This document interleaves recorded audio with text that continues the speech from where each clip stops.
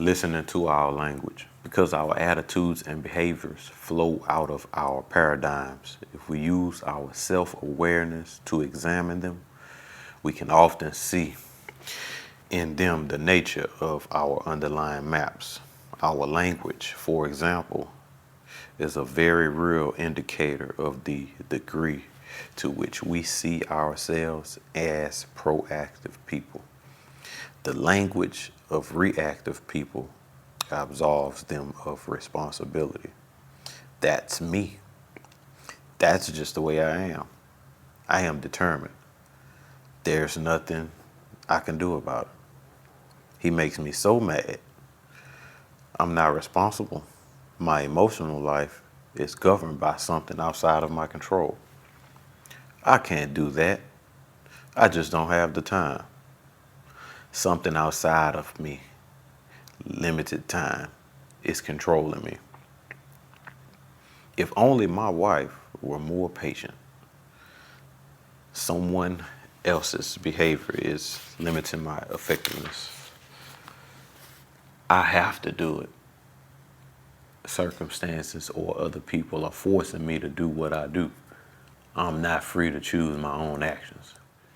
Reactive language, a list. There's nothing I can do.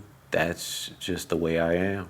He makes me so mad. They won't allow that. I have to do that. I can't. I must. If only. Proactive language.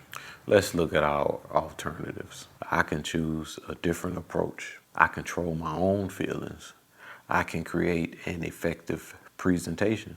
I will choose an appropriate response. I choose, I prefer, I will. The language comes from a basic paradigm of determinism, and the whole spirit of it is the transfer of responsibility. I am not responsible, not able to choose my response. One time a student asked me, "Will you excuse me from class? I have to go on a tennis trip." "You have to go or you choose to go?" I asked.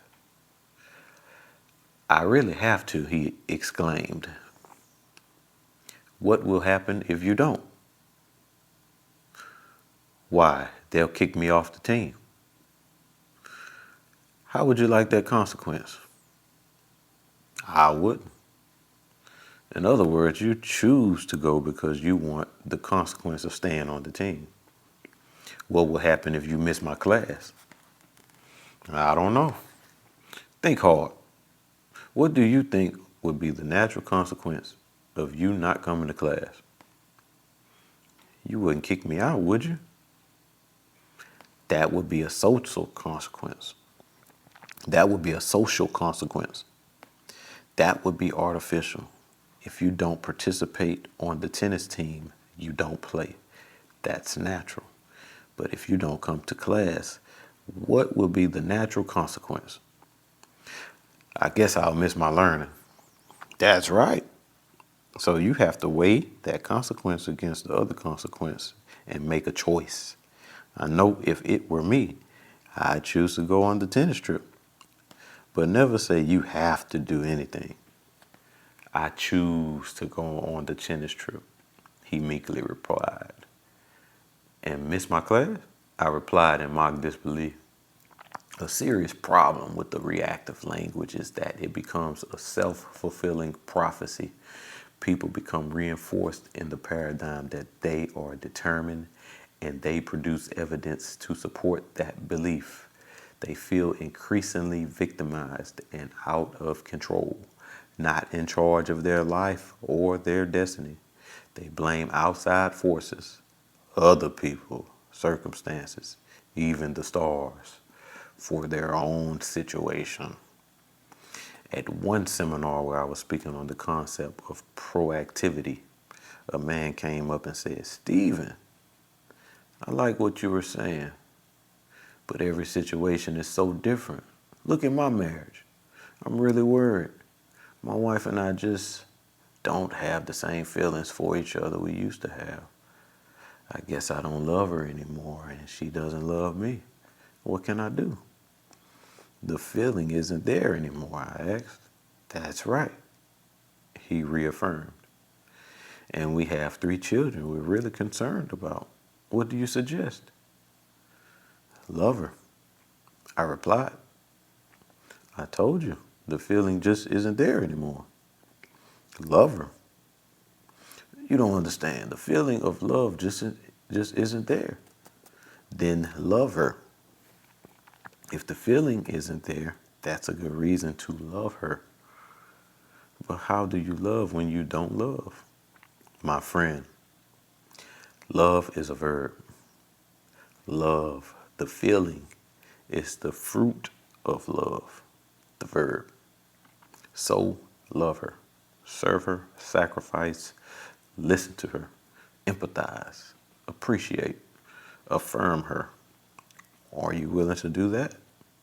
In the great literature of all progressive societies, love is a verb. Reactive people make it a feeling.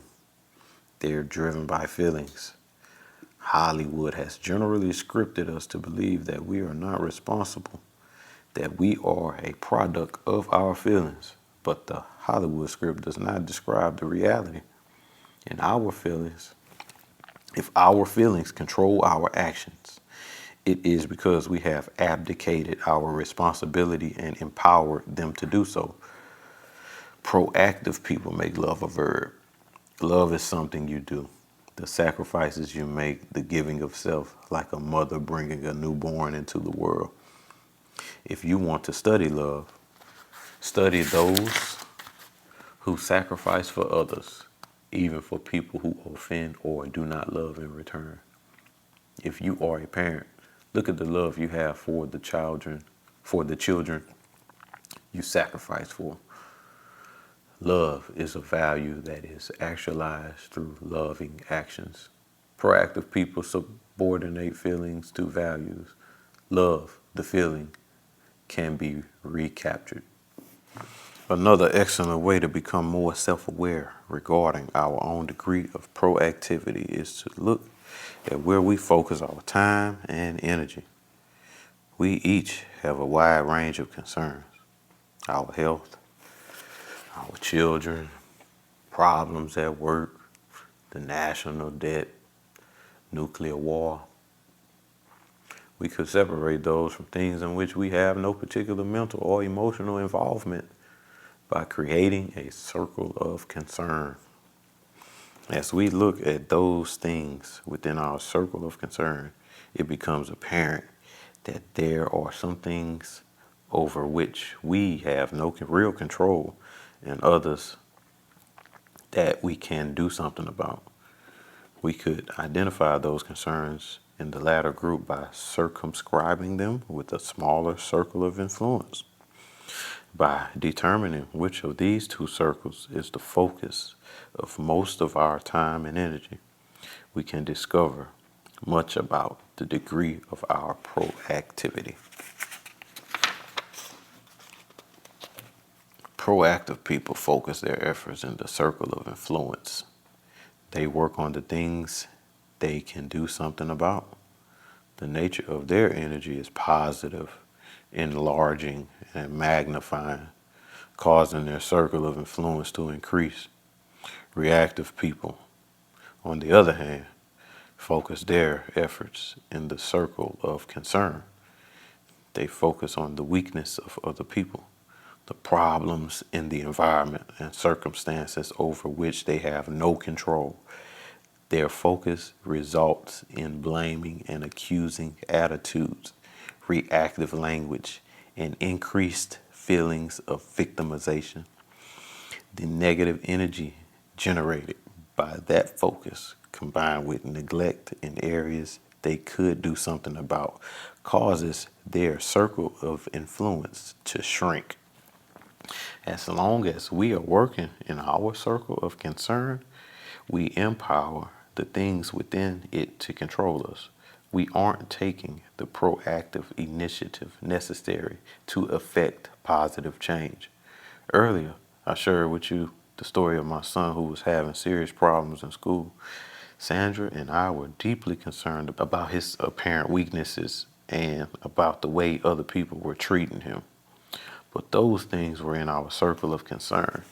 As long as we focus our efforts on those things, we accomplish nothing except to increase our own feelings of inadequacy and helplessness, and to enforce and to reinforce our son's dependency.